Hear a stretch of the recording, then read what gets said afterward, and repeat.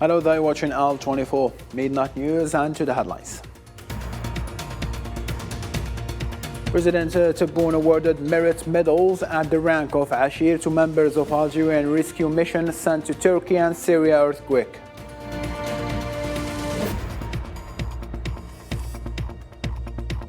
Also in our news, newly discovered evidence by European investigation website confirms scandal of Morocco bribes to members of European Parliament.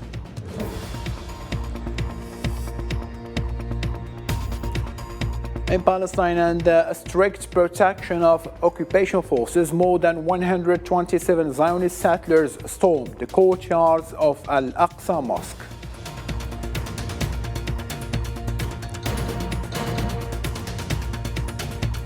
In Europe, voters in Estonia cast ballots Sunday in parliamentary election that favored the center-right Reform Party of Prime Minister Kaja Kallas, one of Europe's most outspoken supporters of Ukraine.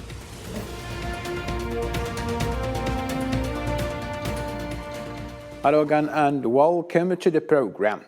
We kick off our news from Algeria, where President Mr. Abdelmajid Tebboune honored on Sunday the Algerian rescue mission team sent to Turkey and Syria, and which participated in rescue and relief operations for those affected by the earthquake that struck the region on February 6th.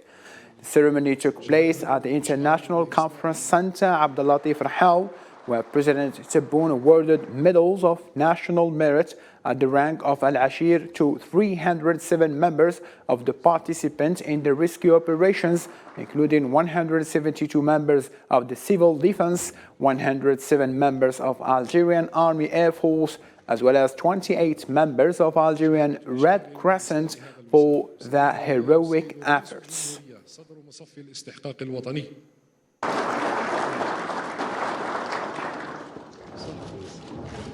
يحظى بوسام عشير من المصف يسلمه إياه السيد رئيس الجمهورية صدر مصف الاستحقاق الوطني.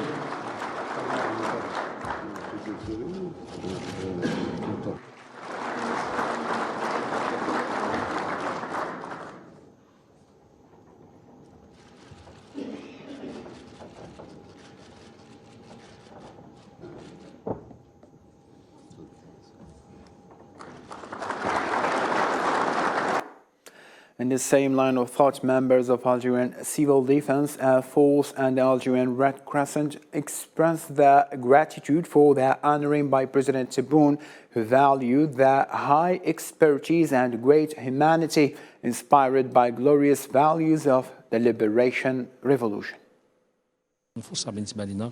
It was an opportunity for us to continue our efforts to ensure high-quality public work. We must always take into account the safety of citizens and their property. It is a great honor to be among the honorees. We extend our gratitude to President of the Republic and all those who participated in encouraging us while carrying out our duties. We went from Algeria to Turkey. We got there and did the necessary work. We were one hand and one family. We are proud of being Algerian civil defense agents. We thank President Abdelmajid Tebboune for the measures taken and for honoring us.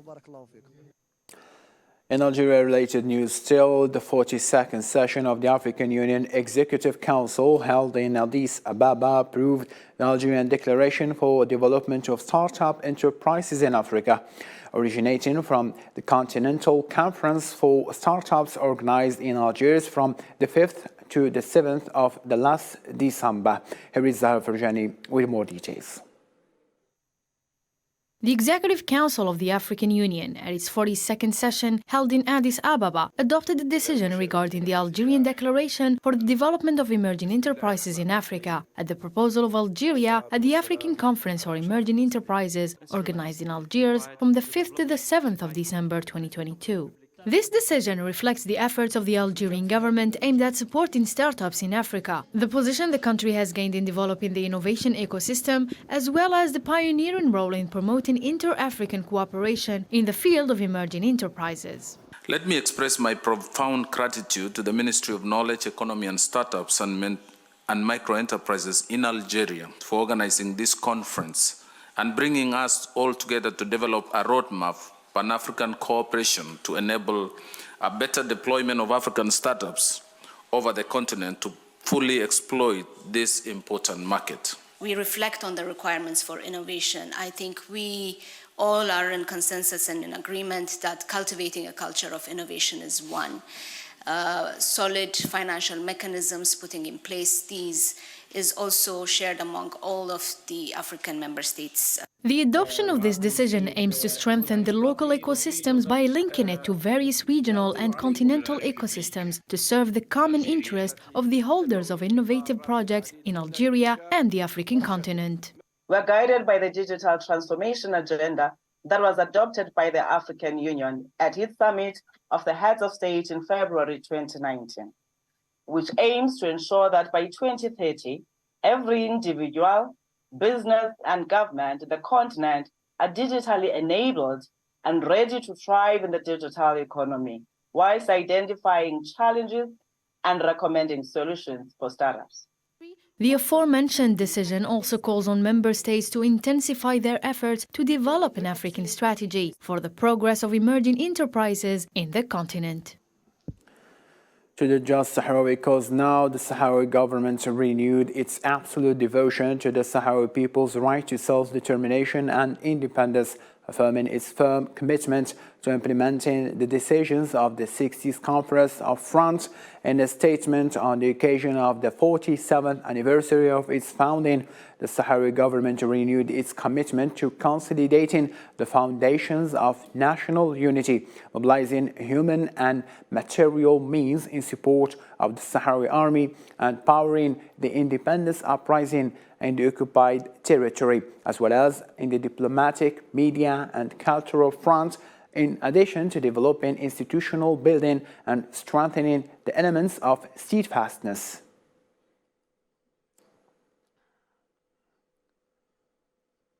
To other topical news now, the website named of investigation has devoted a probe to resounding corruption scandal with the European Parliament in which Morocco is involved. The article provides new evidence on the bribes paid by the Crescent regime, as well as other proofs that show its attempt to pass and silence its occupation Western Sahara since 1975, plunder the wealth of the territory and turn a blind eye to its violation of the human rights. The website confirmed that Morocco for years now used two former members of European Parliament, Antonio Panzeri and Gilles Pargneaux, in order to defend its case on Western Sahara.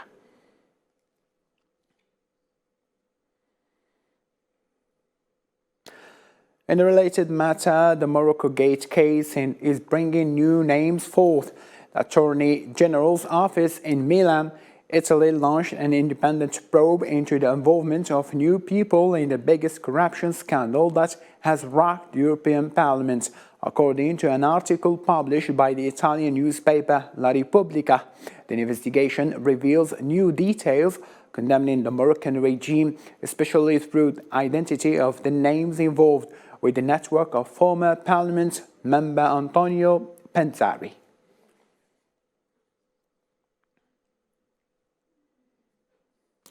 Former Moroccan Minister of Human Rights Mohamed Zian claimed that deterioration of human rights in Morocco and intelligence control over parties, including opposition as well as the media, had made the kingdom's regime a threat to the neighboring nations.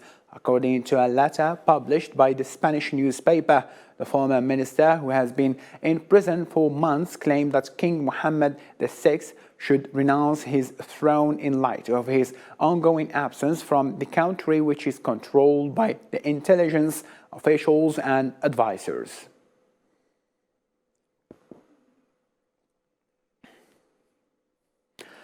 Still in the African continent, Abdelhamid Dbeiba, the head of the Libyan Government of National Unity, confirmed on Sunday that the Interior Ministry had informed Libyans and the international community of its readiness to secure the election. Dbeiba said during a graduation ceremony for military graduates that it was time to end the transition phase and hold election. praising the Ministry of Interior's ability to carry out the plan to secure the elections away from the bids and its use of electoral simulations in November 2021.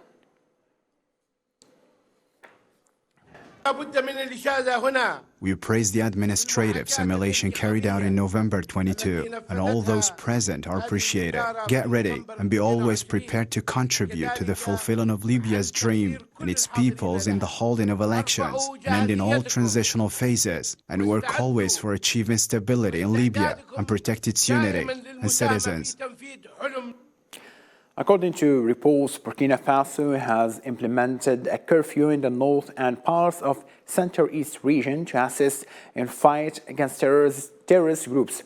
The curfews ban the use of vehicles and the movement of people overnight. The curfews were imposed as a result of a long-running insurgency in the Sahel region that has left thousands of civilians, police and soldiers dead and forced more than 2 million people to flee their homes.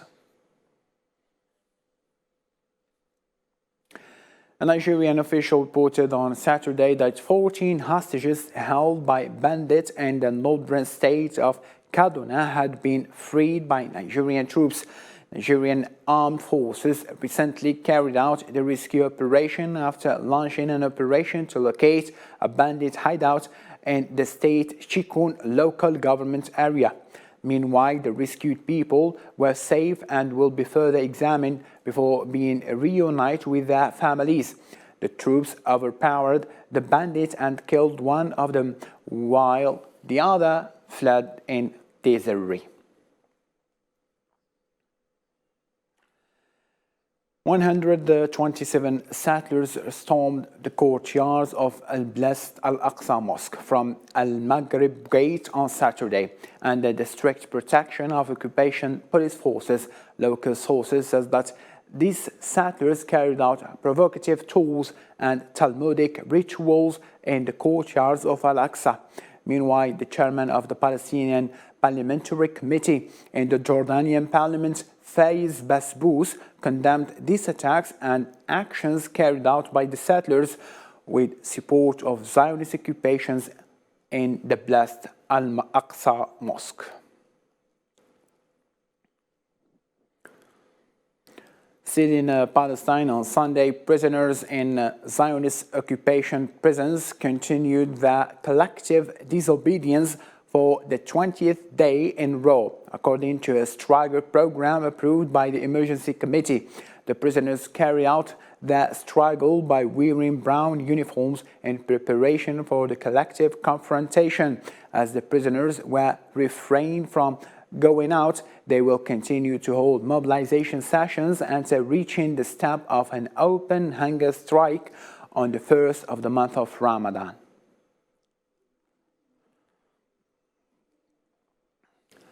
Still in the Middle East, but to Jordan now, U.S. Defense Secretary Lloyd Austin arrived in Jordan on Sunday at the start of a Middle East tour that will also take him to occupied Palestine and Egypt in a show of support for its main regional. The U.S. Defense Department said ahead of the visit that discussions would focus on the growing threat Iran poses in regional stability and on advancing multilateral security cooperation with integrated air and missile defenses.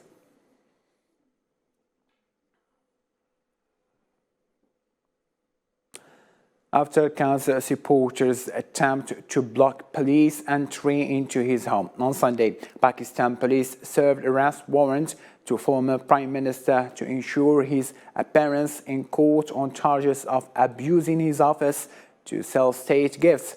The Election Commission of Pakistan had October found the 70-year-old cricket hero turned politician guilty of illegally selling gifts from foreign VIPs.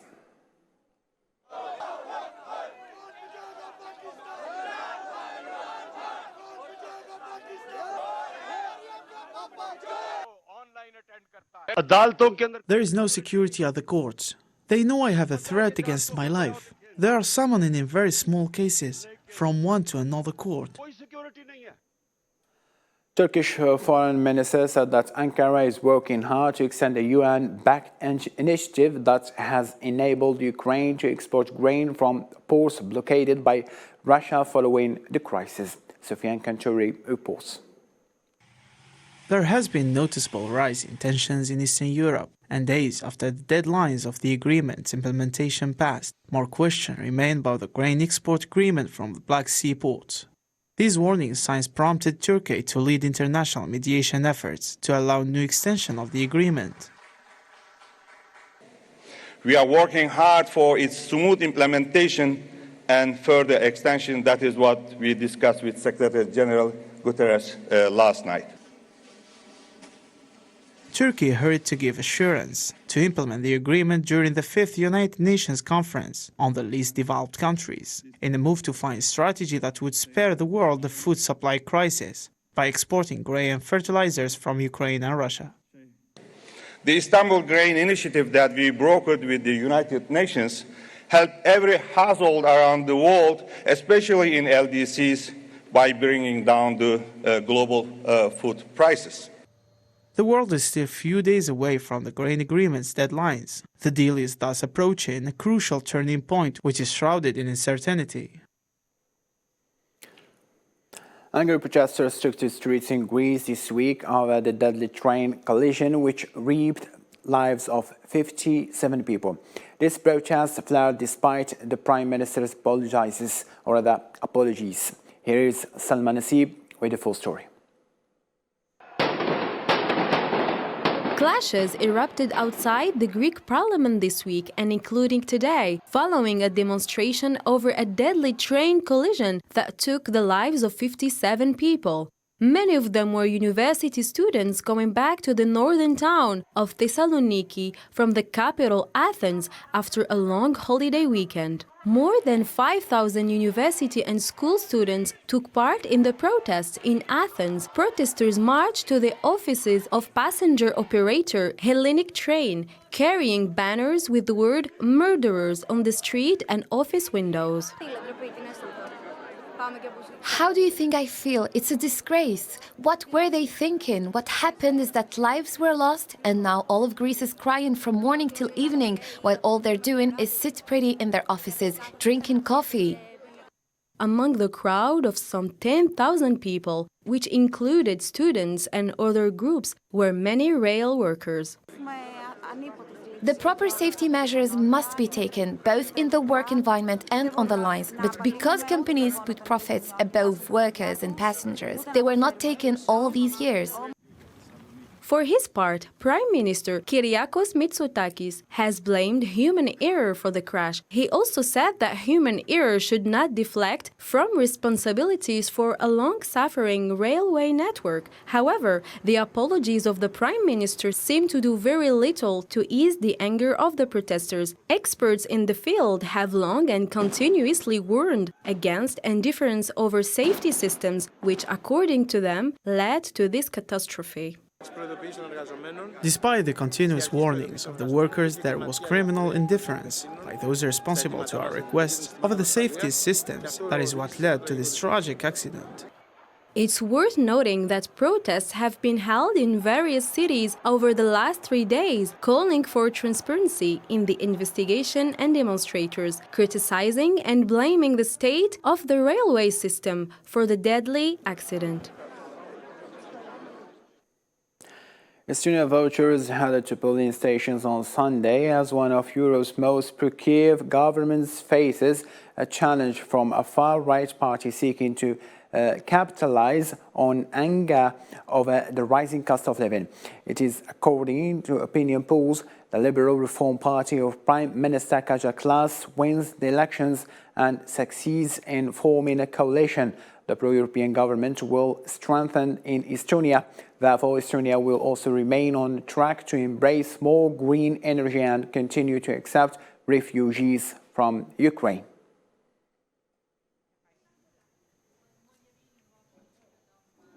The direction where Estonia is going, we are supporting the open, friendly Western-minded NATO and the European country, whereas the other coalition is definitely more inward-looking, not helping Ukrainians. The 40th National People's Congress in China opened its first session on Sunday. The lawmakers examined the State Council's report on the implementation of the 2022 plan and the draft plan for national economic and social development in 2023. Let's find out more with our Islam Seed. China's Congress kicks off its annual meeting with a major focus on the country's economy. The parliamentary session opened with government work report delivered by the Chinese Prime Minister, covering a wide range of topics including economic growth target and foreign policy. The economy maintained stability in overcoming difficulties, and the main development tasks of the year were basically completed in a complex environment with many changes. The Chinese economy has shown strong resilience. According to the work report, the government has set an official economic growth target of about 5% for 2023 as an effort to reinvigorate its economy following deadlock it has witnessed due to COVID-19 outbreaks and its curbs. In fact, growth last year fell to 3%, the second weakest level since at least the 1970s. The main projected targets for development this year are as follows: GDP growth of around 5%, around 12 million new urban jobs, surveyed urban unemployment rate of around 5.5%, CPI increase of around 3%, growth in personal income that is generally in step with economic growth, steady increases in both the volume and quality of imports and exports, a basic equilibrium in the balance of payments. The government has also unveiled its annual defense budget for the coming year, which will increase 7.2%, up slightly from the last year's 7.1% rate of increase. $224 billion was cited as the 2023 figure, which makes it the world's second largest military budget. We should fully implement Xi Jinping's thinking on strengthening the military strategy for the new era. Our armed forces, with a focus on the goals for the centenary of the People's Liberation Army in 2027, should accomplish the task entrusted to them by the party and the people. The annual parliamentary session began on Sunday and will conclude on March 13th. It is considered as the highest profile event this year, which witnessed the new appointment of a slate of officials. The new economic team will face a tough task of reviving the world's second largest economy, as the country comes across a range of difficulties, such as low consumption, a real estate crisis, and mounting tension with the United States over technological restrictions. In Asia, still, North Korea's Deputy Foreign Minister for International Organization Affairs, Kim Song, stressed the need for the United Nations and the international community to urge the United States and South Korea to immediately stop what Pyongyang calls provocative statements and joint military exercises, which escalate tensions on Korean Peninsula. This comes after officials in Washington and Seoul announced large-scale military exercises from 13th to the 23rd of this month.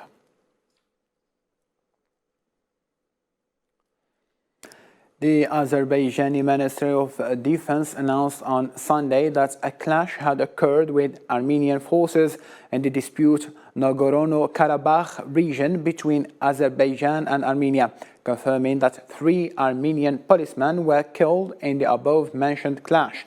A statement by the Ministry of Defense said that Azerbaijani forces acted on information that military equipment, ammunition, and personnel were transferred from Armenia to territory of Azerbaijan in the region where Armenian population lives. It is also worth noting that Azerbaijan and Armenia reached a ceasefire agreement back in November 2020 after renewed clashes between the two countries, which lasted for 44 days.